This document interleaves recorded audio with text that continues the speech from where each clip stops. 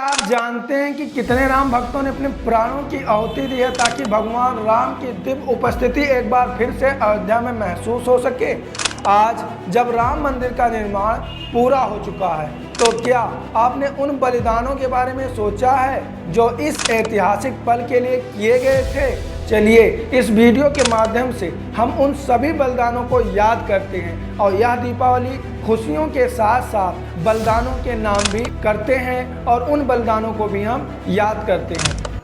एक सपना जो सदियों से हर भारतीयों के दिल में बसा हुआ था वो आज सच हो चुका है।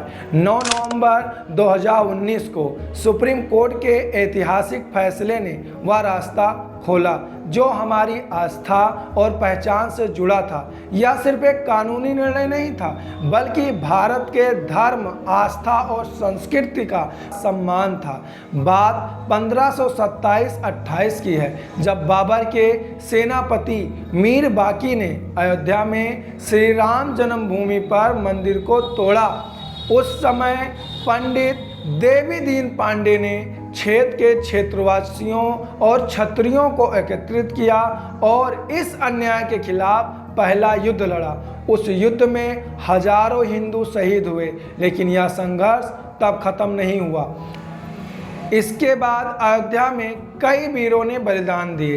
हंसवर के महाराज रणविजय सिंह ने बाबर की सेना से रामलला को मुक्त कराने के लिए एक और बड़ा आक्रमण किया लेकिन वे भी शहीद हो गए। उनकी पत्नी रानी जय राजकुमारी ने 3000 नारियों के साथ जन्मभूमि की रक्षा के लिए संघर्ष किया लेकिन हुमायूं की सेना के खिलाफ उनकी वीरता भी विफल रही।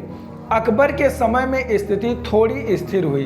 कहा जाता है कि अकबर के समय में ही हिंदुओं को मस्जिद के बाहर चबूतरे पर पूजा करने की आश्वासन दिया गया था, छूट दी गई थी अकबर के समय में।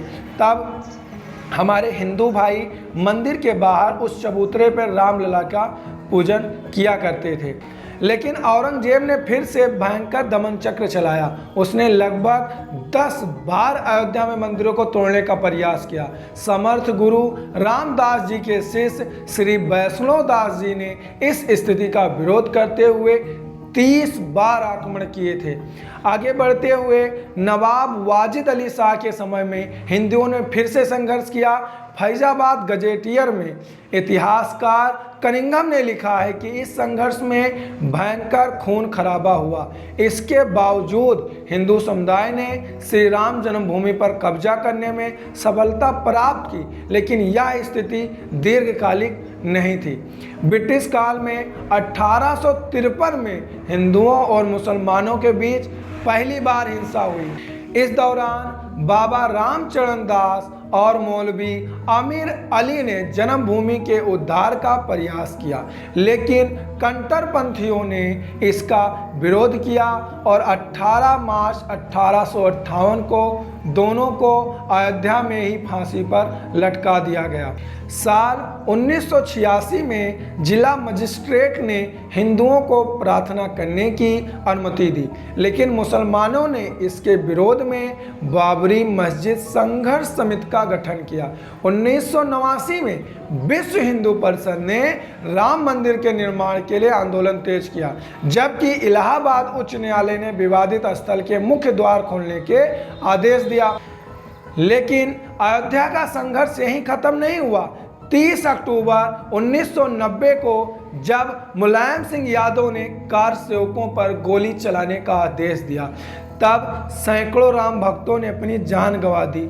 यह वह समय था जब सरयू तट राम भक्तों की लाशों से पट गया था। यह एक नृशंस हत्याकांड था जिसने हर हिंदू के दिल में आग लगा दी।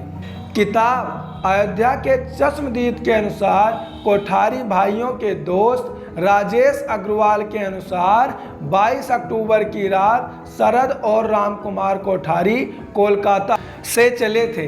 बनारस आकर रुक गए थे। सरकार ने ट्रेन और बसें बंद कर रखी थीं तो वे टैक्सी से आजमगढ़ के फूलपुर कस्बे तक आए।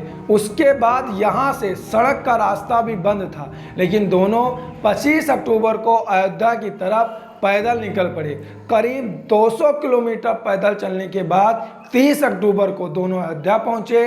30 अक्टूबर को गुम्मद पर चढ़ने वाला पहला आदमी शरद कोठारी था, फिर उसका भाई राम कुमार भी चढ़ा। दोनों ने वहां भगवा झंडा फहराया था। किताब अयोध्या के चश्मदीद के अनुसार ही 30 अक्टूबर को गुम्मद पर झंडा लहराने के बाद शरद और राम कुमार 2 नवंबर को विनय कटियार के नेतृत्व में दिगंबर अखाड़े की तरफ से हनुमानगढ़ी की तरफ जा रहे थे। जब पुलिस ने गोली चलाई तो दोनों पीछे हटकर लाल कोठी वाली गली के एक घर में छिप गए।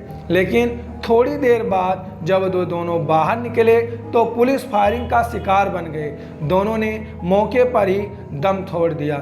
ये था कोठारी बंधुओं का सबसे बड़ा योगदान श्री राम मंदिर के निर्माण में। और जब हम दीपावली का त्यौहार मनाते हैं, यह केवल एक पावन पर्व नहीं है, बल्कि यह उन बलिदानों की याद दिलाने का अवसर है जो श्री राम जन्मभूमि में मंदिर का निर्माण करने के लिए किए गए थे। 5 अगस्त 2020 को प्रधानमंत्री के हाथों राम मंदिर की नींव रखी गई और 22 जनवरी 2024 को यह भव्य मंदिर दर्शन करने के लिए तैयार हो गया।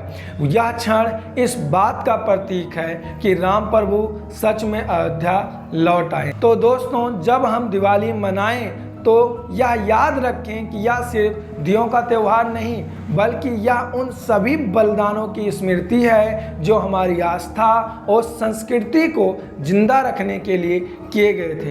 क्या आप उन बलिदानों के बारे में जानते थे? क्या आप उनके प्रति श्रद्धांजलि अर्पित करने के लिए तैयार थे? यह दीपावली वास्तव में खास है क्योंकि राम प्रभु ने फिर से अयोध्या में अपने भक्तों के बीच वापसी की है। तो याद रखें, हर दीपावली में खुशियों के दियों के साथ में बलिदानकारी तथा उन मंदिर के निर्माण के लिए किए गए संघर्ष में कार्यरत हर शख्स के लिए एक दिए जरूर जलाएं। जब आप श्री राम प्रभु की मंदिर की तरफ देखें तो आपसे विनती है उन बलिदानों को भी याद रखें जो उस राम मंदिर के निर्माण के लिए किए गए थे। याद रखें, हमारे कई सारे पूर्वज जो राम मंदिर के दर्शन करने के लिए लालायित होते हुए भी उनको दर्शन नसीब नहीं हुआ। हम लोग बहुत बड़े खुश नसीब हैं कि हम लोगों को राम मंदिर के निर्माण कार्य देखने का अवसर मिला। तो दोस्तों, यह थी जो मुझसे हो सका वो श्री राम मंदिर की कहानी जो मैंने आप लोगों को सुनाई। मेरा मेन मोटिव यही था कि मैं उन लोगों के बारे में बताऊं आपको जिन्होंने इस मंदिर के निर्माण में बहुत संघर्ष किए और अभी भी बहुत से लोग हैं। 500 वर्षों के इस संघर्ष में बहुत से ऐसे लोग हैं जिनका नाम मैं इस वीडियो में नहीं ले सका, लेकिन मेरा जो उद्देश्य था वो पूर्ण हो जाएगा अगर आप राम मंदिर के निर्माण में जुड़े सभी लोगों के संघर्ष को याद करेंगे। और इस दिवाली नहीं, हर दीपावली उन बलिदानकारियों के लिए एक दीपक जरूर जलाएं। ये आपसे विनती है। आपको वीडियो कैसा लगा है ये आप कमेंट बॉक्स में ज़रूर बताएं, कमेंट ज़रूर करें और यह वीडियो अपने दोस्तों के साथ शेयर ज़रूर करें ताकि सभी लोगों को इस दिवाली का महत्व या अब दिवाली कैसी होनी चाहिए उसका महत्व पता होना चाहिए। बहुत ही खुशी की बात है क्योंकि 500 वर्षों के बाद श्री राम प्रभु वापस आए हैं। 14 वर्ष का वनवास उन्हें जरूर हुआ था, लेकिन ये 500 वर्ष काटना बहुत मुश्किल था और इन 500 वर्षों को काटने में न जाने कितने वीरों ने अपनी प्राणों की आहुति दे दी। धन्यवाद। जय श्री राम।